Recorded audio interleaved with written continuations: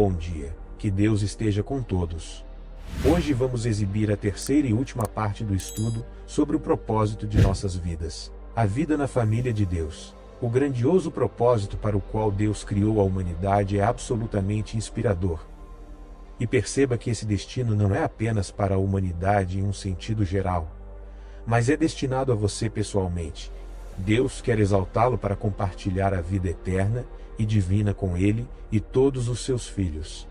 Se Deus está abrindo sua mente para o incrível potencial para o qual ele o criou, então, ele está convidando você a estar entre os precursores em seu plano para a humanidade, a ser seu filho ou filha espiritual agora, em antecipação à glória plena que será concedida na ressurreição dos mortos. Quando Jesus Cristo retornar. Quem são então os filhos de Deus hoje? Quem ainda fará parte da imortal família espiritual de Deus? Como você ou qualquer um de nós pode alcançar esse destino incrível? E como será a vida quando formos finalmente elevados à existência glorificada? Entrando para a família. A Bíblia explica que aqueles que são admitidos na família imortal de Deus devem primeiro se arrepender sinceramente de seus pecados, ser batizados e receber o dom do Espírito de Deus. Atos 2, versículo 38. Ao receberem o Espírito Santo, eles se tornam membros convertidos do corpo espiritual de Cristo. 1 Coríntios 12, versículos 12 e 13, que é a sua igreja. Colossenses 1, versículo 24. Eles aguardam a ressurreição no retorno de Cristo, quando receberão a imortalidade. 1 Coríntios 15, versículos 51 a 54. Receber o Espírito de Deus é essencial para a conversão. O apóstolo Paulo deixa claro que é preciso receber o Espírito Santo para se tornar parte da família e da Igreja de Deus.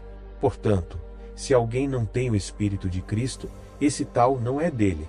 Romanos 8, versículo 9. Porque aqueles que não têm o Espírito de Deus não são o povo de Deus. Porque, como Paulo explica, todos os que são guiados pelo Espírito de Deus, esses são filhos de Deus. Versículo 14. Paulo esclarece a relação do Espírito de Deus com a salvação. Se o Espírito daquele que ressuscitou Jesus dentre os mortos habita em vós, aquele que ressuscitou a Cristo dentre os mortos, também dará vida aos vossos corpos mortais, por meio do seu Espírito. Versículo 11. Somente aqueles que têm o Espírito de Deus herdarão a vida eterna. De fato, é por meio do Espírito que somos gerados para a vida espiritual, como vimos anteriormente. Como então você receber o Espírito de Deus? O apóstolo Pedro explicou que você deve arrepender-se e ser batizado em nome de Jesus Cristo para o perdão dos seus pecados, e você receberá o dom do Espírito Santo. Atos 2, versículo 38. Os filhos de Deus, portanto, são aqueles que são guiados por Deus por meio do seu Espírito.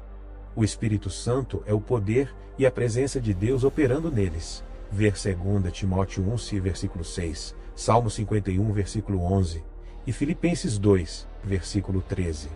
Aqueles que recebem o Espírito de Deus são considerados filhos de Deus mesmo nesta vida. Amados, agora somos filhos de Deus. E todo aquele que nele tem esta esperança, purifica-se a si mesmo, assim como ele é puro. 1 João 3, versículos 2 e 3. Contudo, o que somos agora não é nada comparado ao que seremos no retorno de Jesus Cristo. Naquele tempo, os filhos fiéis de Deus ressuscitarão da carne e do sangue físicos para um espírito imortal, para que possam compartilhar a eternidade com Ele em seu plano de existência. Um futuro incomparável. Paulo descreve a maravilhosa transformação que ocorrerá quando os mortos ressuscitarem. Há corpos celestes e corpos terrestres. E o esplendor dos corpos celestes é uma coisa, o esplendor dos terrestres é outra. O sol tem o seu próprio esplendor, a lua outro esplendor e as estrelas outro ainda. E uma estrela difere da outra em brilho.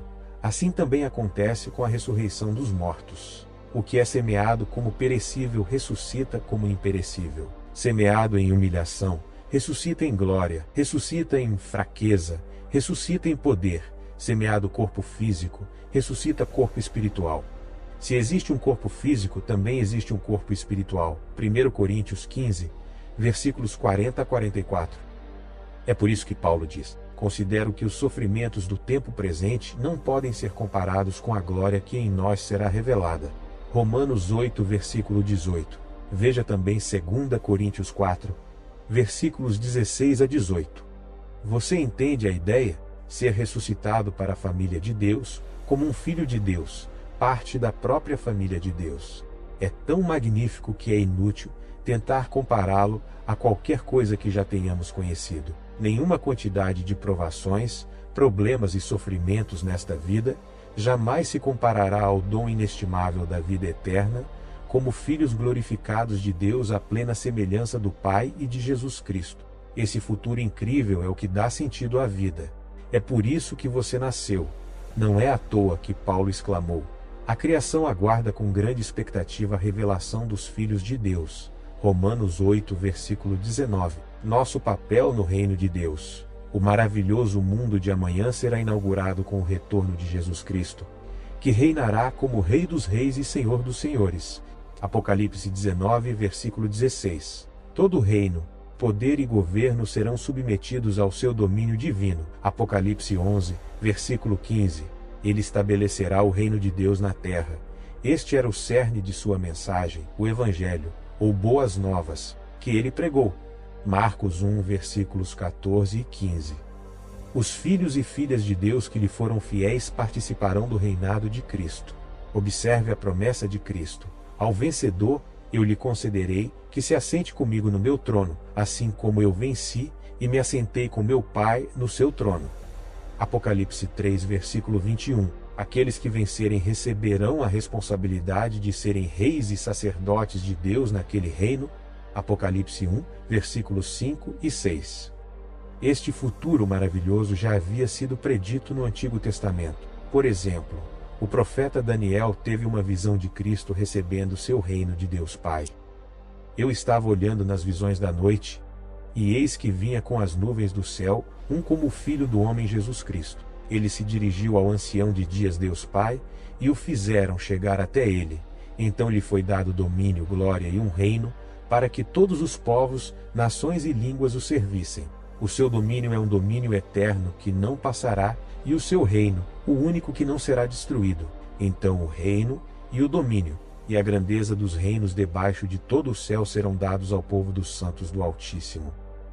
O seu reino é um reino eterno, e todos os domínios o servirão e lhe obedecerão. Daniel 7, versículos 13, 14 e 27.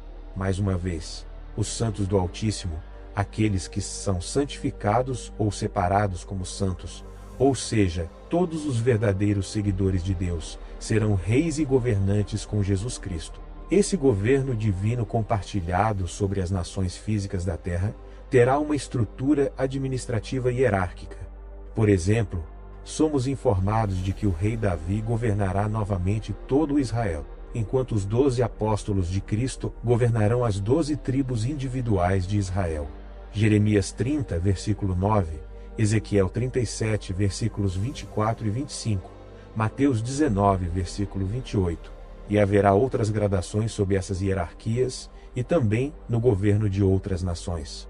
Uma das parábolas de Cristo revela que quanto mais os servos de Deus progredirem no serviço a Ele durante esta vida, em proporção à sua capacidade, maior será a sua autoridade no reino vindouro, aqui representado por cada um ser colocado sobre um número diferente de cidades. Lucas 19, versículos 11 a 27. Assim, embora os membros da família de Deus compartilhem a propriedade da terra e a governem juntos, é evidente que terão diferentes graus de responsabilidade administrativa sob Jesus Cristo. Ainda assim, cada posição será repleta de majestade e glória inimagináveis. Mais surpreendente do que governar sobre nações físicas é o fato de que até mesmo os anjos estarão sujeitos aos filhos glorificados de Deus. Como Paulo escreveu: vocês não sabem que um dia nós, cristãos, vamos julgar o mundo?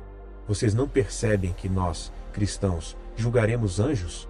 De fato, como diz Hebreus 2, Deus não sujeitou o mundo vindouro, do qual falamos, aos anjos, versículo 5. Mas sim, como os versículos seguintes deixam claro, aos seres humanos, exaltados na família de Deus, com Jesus Cristo como precursor dessa herança, versículo 6:13. Como nós, meros seres humanos, podemos esperar que Deus Pai e Jesus Cristo compartilhem conosco tamanha responsabilidade? Certamente, jamais poderemos fazê-lo enquanto ainda formos seres humanos fracos e imperfeitos. De fato, como tantas passagens bíblicas mostram, precisamos ser transformados. Paulo explicou: digo-lhes isto, irmãos, que a carne e o sangue não podem herdar o reino de Deus, nem a corrupção herdar a incorrupção. Eis que lhes digo um mistério: nem todos dormiremos, mas todos seremos transformados, num instante, num abrir e fechar de olhos, ao som da última trombeta. Pois a trombeta soará, os mortos ressuscitarão incorruptíveis, e nós seremos transformados. 1 Coríntios 15, versículos 50 a 52. Na verdade, devemos reconhecer que o reino de Deus não é meramente o domínio de Deus, do qual os seres humanos um dia participarão. Em vez disso, também se refere a um plano de existência, ser transformado para experimentar a vida com o Pai e Cristo no nível deles. Vale ressaltar que o termo reino às vezes é usado para classificar certos níveis de existência. Há o reino mineral, o reino vegetal, o reino animal, e, no topo da criação física, o reino humano. Acima destes, no reino espiritual, está o reino angelical, e acima de tudo está o reino de Deus. Deus pretende elevar o homem do reino humano, acima do reino angelical, ao reino de Deus. De fato, em última análise, o reino de Deus é sinônimo da família governante de Deus, todos os membros da qual compartilharão a natureza plena de Deus, aperfeiçoados em caráter amoroso. O governo de Cristo e seus seguidores glorificados será muito diferente do governo que este mundo normalmente conhece. Eles servirão como verdadeiros servidores públicos, em vez de explorar a humanidade. Jesus descreveu o tipo de liderança generosa, servidora e amorosa que caracterizará aqueles que governarão com ele. Entre os gentios, os reis dominam sobre os seus súditos, e aos que exercem autoridade é dado o título de benfeitor. Não será assim entre vocês. Pelo contrário, o maior entre vocês deverá portar-se como o menor, e aquele que governa como aquele que serve. Deus está criando não apenas uma família de reis, mas reis que são servos, reis que transmitirão bênçãos àqueles a quem servem. Como nos diz Provérbios 29, versículo 2. Quando os justos governam, o povo se alegra, o mundo inteiro se alegrará sob o governo justo da família de Deus. O caráter de Deus é baseado no amor, uma preocupação transbordante com os outros, tanto que a Bíblia diz que Deus é amor. O caráter amoroso de Deus também é evidente em todos os seus filhos. Esse caráter amoroso é o que distingue os verdadeiros filhos de Deus, o que revela quem realmente faz parte da sua família. Como escreveu o apóstolo João, nisto se manifestam os filhos de Deus e os filhos do diabo. Qualquer que não pratica a justiça não é de Deus, nem aquele que não ama seu irmão. 1 João 3, versículo 10. Jesus ensinou o mesmo. Ouvistes o que foi dito: ame o seu próximo e odeie o seu inimigo. Mas eu vos digo: amai os vossos inimigos, bendizei os que vos maldizem, fazei o bem aos que vos odeiam e orai pelos que vos perseguem e caluniam, para que venhais a ser filhos do vosso Pai que está nos céus. Sede perfeitos, assim como o vosso Pai celestial é perfeito. Mateus 5, versículos 43, 45 e 48. A prática do amor piedoso pelos filhos ressuscitados e imortais de Deus produzirá o maravilhoso mundo do futuro. Deus está aperfeiçoando a atitude de amor e misericórdia em seus filhos e filhas, que são as primícias de sua colheita espiritual da humanidade. Tiago 1, versículo 18.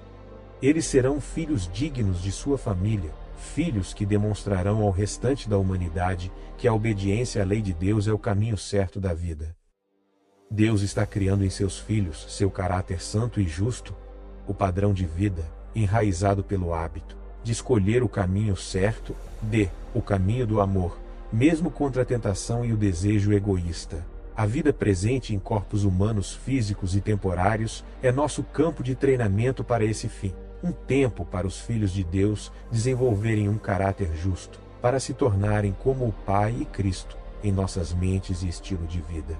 Tenham certeza, não há como Deus nos imbuir com seu poder onipotente e imortalidade. A menos que nos rendamos completamente à sua direção, caminhando humildemente em seu caminho de amor e serviço ao próximo. Felizmente, Deus nos ajuda a crescer dessa maneira ao longo de nossas vidas, à medida que nos submetemos a Ele. E quando formos completamente transformados à sua semelhança na ressurreição, teremos seu caráter amoroso perfeito como nosso. Nenhum vestígio restará da natureza humana egoísta. Apenas amor e cuidado totais e altruístas pelos outros, assim como Deus tem. Haverá perfeita harmonia entre todos os membros da família de Deus. E com total preocupação com o bem dos governados, a família de Deus reinará sobre os anjos e todos os seres humanos ainda não transformados. Ainda há mais por vir. Como apontado acima, o povo convertido de Deus desta era, seus santos são as primícias de sua colheita espiritual da humanidade. Eles são chamados de primícias em reconhecimento ao fato de que mais virão depois. Essa analogia é extraída do ano agrícola do antigo Israel, em que uma colheita de primavera era seguida por uma colheita no final do verão e no outono. Este ciclo agrícola e os eventos relacionados são comemorados nas festas anuais que Deus deu a Israel como uma representação dos passos progressivos em seu grande plano de salvação. Representado pela grande festa da colheita de outono, a festa dos tabernáculos ou festa da colheita, os povos da terra serão ensinados o caminho da salvação, e quase todos o abraçarão, para mais tarde se unirem aos santos, serem glorificados e acrescentados à família de Deus. Após esse período, virá o tempo do juízo final, quando todos os que já viveram sem uma compreensão adequada da verdade de Deus receberão sua única oportunidade real de salvação e glorificação. O plano de Deus é abrangente. Durante esse tempo, a grande maioria dos seres humanos receberá a oportunidade da vida eterna. Lembre-se, Deus deseja que todos os homens sejam salvos e não quer que ninguém pereça, mas que todos cheguem ao arrependimento. 1 Timóteo 2, versículo 4 e 2 Pedro 3, versículo 9. Por meio de seu plano maravilhoso, toda a humanidade terá a oportunidade de aprender a verdade de Deus, arrepender-se e receber a salvação. Então, como Apocalipse 21 revela, haverá um novo céu e uma nova terra, e a cidade da Nova Jerusalém descerá do céu para a terra como a capital do universo e a morada eterna de Deus. Finalmente, Deus Pai, assim como Jesus Cristo, viverá com a humanidade, agora glorificada como filhos divinos de Deus. O versículo 7 nos encoraja com estas palavras maravilhosas: aquele que vencer herdará todas as coisas, e eu serei o seu Deus, e ele será o meu filho. Como vimos no início, todas as coisas significa todo o universo e o reino espiritual. Teremos uma morada permanente com Deus na Nova Jerusalém, mas não ficaremos confinados lá, nem à Terra, nem mesmo a esta galáxia. Em vez disso, teremos a liberdade de desfrutar de todo o cosmos, que então possuiremos juntamente com Deus Pai, Jesus Cristo e o restante da família divina. É claro que pode ser que, assim como haverá diferentes níveis de responsabilidade administrativa sobre as nações, durante o reinado de 1000 anos de Cristo e seus santos, os membros glorificados da família de Deus também possam ter diferentes regiões de supervisão em todo o universo. Com mais de 100 bilhões de galáxias e 100 bilhões de estrelas, haverá responsabilidade de sobra para todos. De qualquer forma, seremos capazes de viajar para qualquer lugar do universo instantaneamente na velocidade do pensamento, assim como Deus pode, e embelezá-lo e expandi-lo sob a direção do Pai e de Cristo. Pois compartilharemos de seu poder e mente infinitos, para citar novamente as palavras do apóstolo Paulo. Nenhum olho viu, nenhum ouvido ouviu, nenhuma mente imaginou o que Deus preparou para aqueles que o amam. Alegria e prazeres para sempre. Este futuro é tão transcendente em sua magnitude e significado que é impossível compreendê-lo completamente. A verdade é que não sabemos tudo o que experimentaremos quando finalmente habitarmos em glória resplandecente com Deus e toda a humanidade arrependida na era vindoura, pois Deus não a revelou e provavelmente não seríamos capazes de compreendê-la com nossas mentes finitas. Mas podemos ter certeza de que a vida então nunca será monótona e desinteressante. Ela sempre estará repleta de novas oportunidades e uma vida alegre. No Salmo 16, versículo 11, o rei Davi orou a Deus: Tu me mostrarás o caminho da vida. Na tua presença há plenitude de alegria, à tua direita, delícias perpetuamente. A menção de Davi nos leva de volta ao ponto de partida. Quando contemplo os teus céus, obra dos teus dedos, a lua e as estrelas que ali firmaste, que é o homem, para que te lembres dele, e o filho do homem, para que o visites. A Bíblia nos mostrou por que Deus se lembra da humanidade. Ele planejou para nós um futuro surpreendente. Vimos que nosso destino final, o propósito de nossa existência, é nos tornarmos filhos divinos de Deus, que é nosso Pai. Ele deseja compartilhar sua própria vida conosco, desejando que, em última análise, herdemos não apenas tudo o que Ele tem, mas também o que Ele é. Poderia haver algo maior do que isso? O que mais alguém poderia desejar? Nunca subestime o valor da sua vida. Você nasceu para se tornar um dos filhos divinos de Deus. Você nasceu para receber sua própria natureza e caráter, e por fim, a vida eterna em seu nível de existência. Você nasceu para se tornar um membro glorificado e imortal da família de Deus, para viver e reinar com o Pai e Cristo em alegria sem fim, para brilhar como as estrelas para todo sempre. Este é o seu incrível destino, a razão pela qual você nasceu. E assim, terminamos mais um edificante estudo. Que Deus lhe conceda um coração disposto a entregar sua vida a Ele, para que você possa receber seu dom incomparável.